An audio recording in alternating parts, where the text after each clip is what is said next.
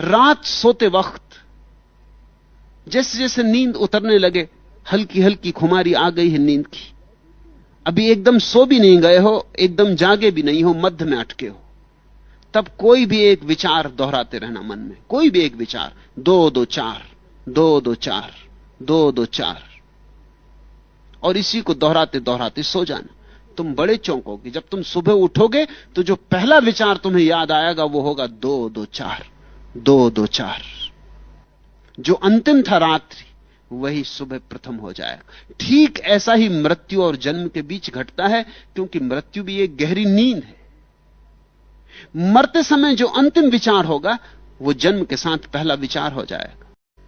और अगर हरि स्मरण से अंत हो तो हरि स्मरण से प्रारंभ होगा, और जिसका जीवन गर्भ में भी हरि स्मरण से प्रारंभ हो जाए उसके जीवन में क्रांति तो हो ही जाएगी, इसमें कोई शक नहीं। मगर तुम कुछ और मतलब समझ गए हो। हरि स्मरण अंत में कौन कर सकेगा? वही कर सकेगा जिसने जीवन भर किया हो। जिसने जीवन भर दूसरी चीजों का स्मरण किया है वो मरते वक्त हरि स्मरण कर सकेगा? तुम सोचते हो? असंभव।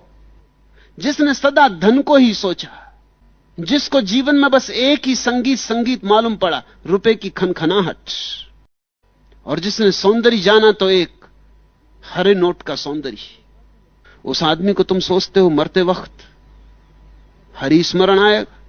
नोटों की गड्डियां दिखाई पड़ेंगी, और दिखाई पड़नी बिल्कुल स्वाभाविक है, तर्कयुक्त है, क्योंकि यही वो जिंदगी भर इकट्ठा किया, अब सब छूटा जा रहा है।